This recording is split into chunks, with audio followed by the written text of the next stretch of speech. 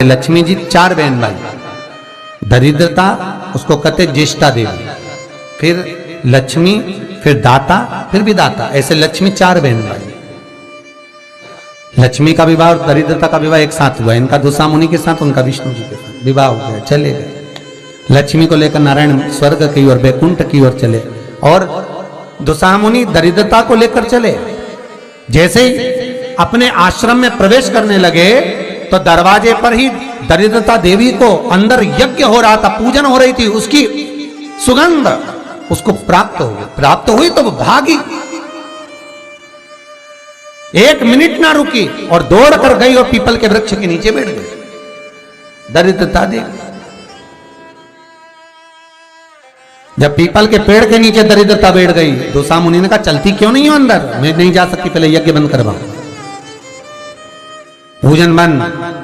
दरिद्रता कहती है मैं वहां रहती हूं जहां पूजन नहीं होती, मैं वहां रहती हूं जहां दिया नहीं जलाया जाता। दरिद्रता कहती है मैं वहां रहती हूं जहां पर पूजन पाठ अनुष्ठान यज्ञ पूजन कुछ ना हो, वहां ये दरिद्रता रहती। बंद करवा। दुसा मुनि बोले ये तो कभी बंद नहीं होगा, तो कह मैं जाऊंगी नहीं, पीपल के पेड़ के नीचे बैठी। दुसा मुनि के मन में आ गया, बताओ मेरी पत्नी मेरे घर में नहीं रहो, पीपल के नीचे रहे तो अच्छा लगेगा। दुसा मुनि गए दुर्वासा बाबा के पास पूछने के लिए। इतने में लक्ष्मी जी नारायण से बोली, प्रभु मेरी बहन से मिले बहुत दिन हो गए, चलो जरा मिलकर आए। भगवान गए तो लक्ष्मी जी मिठाई का डब्बा ले ए ज्येष्ठा दीदी तेरे लिए कुछ लाई हूं। ज्येष्ठा ने जो डब्बा खोला तो मिठाई का। क्रोध आ गया दरिद्रता को, हरी लक्ष्मी तुम मेरी बहन होकर तुझे ये नहीं मालूम कि मुझे क्या प्रिय और क्या प्रिय? तुझे मालूम है ना कि मुझे खट्टा और तीखा पसंद है, और तू लेकर मीठा आ रही है। फेंक दिया मिठाई का डब्बा, मेरे लिए खट्टा और तीखा लेकर आना था। लक्ष्मी जी बोली जी जी अब तेरी शादी हो गई, मैं समझी कि तब तो मीठा खाएगी, अब क्या मालूम था कि अभी भी खट्टा और तीखा खाएगी। फेंक दी। महाराज ये दोनों बहन का विवाह एक साथ हुआ है, इसलिए आज भी दोनों बहन प्रतिदिन घूमने के लिए एक साथ निकलती है। और हमारा शिव महापुराण का चरित्र, विष्णु पुराण का चरित्र, स्कंद पुराण का चरित्र कथा कहती है कि दरिद्रता हमारे घर में प्रवेश ना करे, इसलिए दरवाजे पर नींबू और मिर्ची को टांगा जाता है, जिससे दरिद्रता देवी बाहर की बाहर खाकर चली जाती है, और मिठाई का डब्बा अंदर रखा जाता है, जिससे लक्ष्मी अंदर प्रवेश कर जाती है। मिठाई घर के अंदर और दरिद्रता के लिए नींबू मिर्ची बाहर। ये बात प्रवेश ना चाहिए।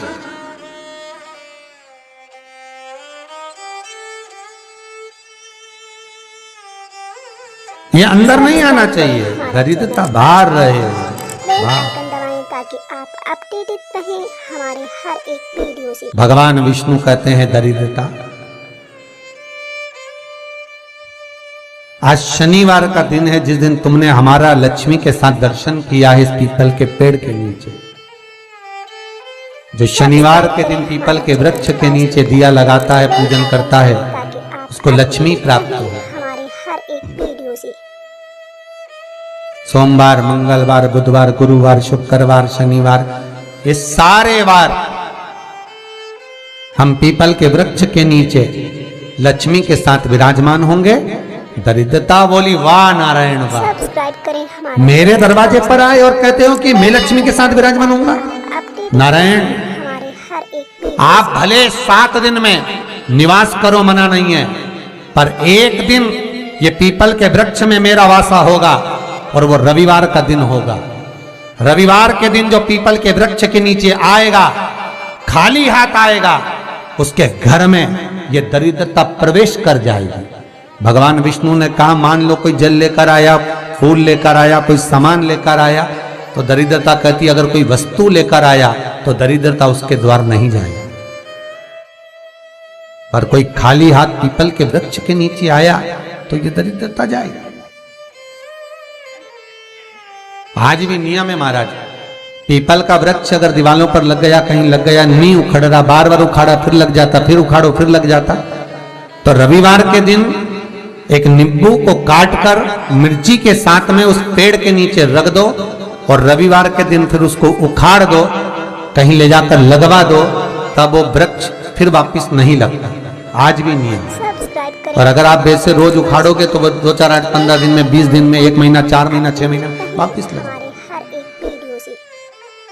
वापस वहीं विराजमान है।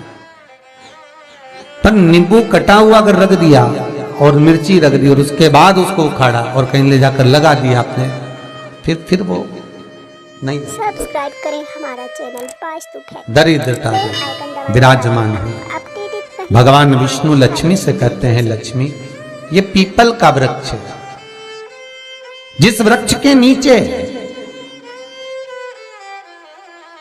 भगवान शिव का ही एक कपिल अवतार, पिपलेश्वर अवतार, सब्सक्राइब करें हमारा चैनल वास्तु फैक्ट, भगवान शिव का एक स्वरूप, ताकि आप अपडेटेड रहें हमारे हर एक वीडियो से। जो कि स्वयं दधीची ऋषि की धर्मपत्नी सुभार्च के गर्भ से भगवान का एक आनंदमय ज्ञान मुद्रा का स्वरूप उत्पन्न होगा, जिसका नाम पिपलाद होगा। वो यही पीपल के वृक्ष के नीचे निवास करेगा। इसकी जड़, सब्सक्राइब करें तना, पत्ते, ये सब पुण्य भागी हैं। अपडेटेड रहें हमारे हर एक वीडियो से। पुण्य भागी। एक सरल विषय में ध्यान देना, फिर निवेदन करूं। कई माताएं कहती है, गुरुजी हमने सफेद आंकड़े की जड़ बांधी और मान लो संतान हुई, और कई ऐसी हैं जिन्होंने बांधी और तो नहीं हुई है, तो उसके लिए भी ध्यान रखिएगा। 18 साल हो जाएं, 17 साल हो जाएं, 10 साल हो जाएं, 12 साल हो जाएं और घर में बच्चा नहीं है, संतान नहीं है, तो प्रयास करना सफेद आंकड़े की जड़ को लेना, तुमरुका जी का नाम लेकर 21 बार शिवलिंग पे से घुमाना, रजस्वला धर्म के 7वें दिन कमर पर बांध लेना और उसी दिन से एक पीपल का पत्ता मंगवाना, शंकर भगवान पर चढ़वाना और पीपल के पत्ते को गौ माता के दूध में उसको उकलवाना। ठीक है, उकलवाकर ठंडा करवाकर पत्ते को बाहर ठंडा करने में डाल देना। दूध जब ठंडा हो जाए, हथेली पर उस गिलास को रखना और भगवान शिव का तुमरुका जी का नाम लेकर उसको पीना चालू कर देना। लगभग 8 दिन 15 दिन उस दूध का पान कर कर फिर विश्राम करो। मारो, संतान की प्राप्ति अवश्य हो, संतान अवश्य प्राप्त हो। पीपल के वृक्ष में स्वयं मेरे भगवान शिव आनंद वास निवास करते हैं। बाबा भोलेनाथ स्वतः निवास कर रहे हैं। केवल एक पीपल के वृक्ष में कितना सुंदर लिखा पद्म पुराण में कि 52,000 ब्राह्मण का एक साथ निवास पीपल के वृक्ष में होता है। एक साथ में हमारे हर एक वीडियो से। 52,000 ब्राह्मण का एक साथ निवास पीपल के वृक्ष में है।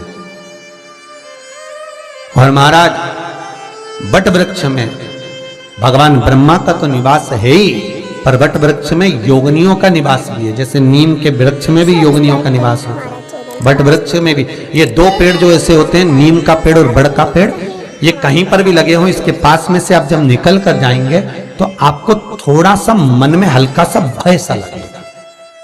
2 वृक्ष ऐसे, एक नीम का, एक बड़ का। बट वृक्ष, बड़ का पेड़ और नीम का पेड़। जब बड़ वृक्ष के साथ में पास में से आप निकल कर जाएंगे, या अंधेरा है या शाम का समय, आप बड़ वृक्ष के करीब में से निकल कर जा रहे हैं, तो थोड़ा सा मन में एक सा लगेगा जैसे कोई बैठा है, कोई देख रहा है। भगवान शिव का सब्सक्राइब करें हमारा चैनल वास्तु फैक्ट। महाराज बेल आइकन दबाएं ताकि आप अपडेटेड रहें। फिर निवेदन करा, आगे जो चरित्र कहा बाबा का, उसी तरह बेलपत्री का जो वृक्ष होता है, उसकी जो जड़ होती है वह भी पूज्य है, भगवान शिव का ही स्वरूप है, भगवान शंकर का ही। हमारा तो निवेदन है आप सबसे एक कि यदि शरीर में बहुत रोग घेर कर रखे हैं, आपको बहुत रोगों ने घेर रखा है, बेल आइकन दबाएं तो ताकि प्रत्येक सोमवार शंकर के मंदिर पर जाइए, शंकर जी पे चढ़ी हुई एक बेलपत्र उठाइए, औषधि के रूप में शिव जी का नाम लीजिए और शंकर के दरवाजे पर बैठकर उसको चबा चबा कर खा कर घर आ जाइए। एक आध महीना कर कर देखो, मुझे उम्मीद है, मेरे विश्वनाथ पर मुझे विश्वास है कि तुम्हारी दवाइयां तो कम हो जाएगी और ये औषधि के रूप में तुम खाते रहोगे, चाहे वो शुगर हो, बीपी हो, चाहे दर्द हो, कमर का, घुटने का, जो भी आपको तकलीफ, बस उसका स्मरण करो। एक दो बार करके तो देखो। जैसे शिव के नेत्र अश्रु से रुद्राक्ष का पौधा उत्पन्न हुआ। शिवाय नमस्तुभ्यं श्री शिवाय नमस्तुभ्यं श्री सब्सक्राइब करें हमारा चैनल शिवाय नमस्तुभ्यं।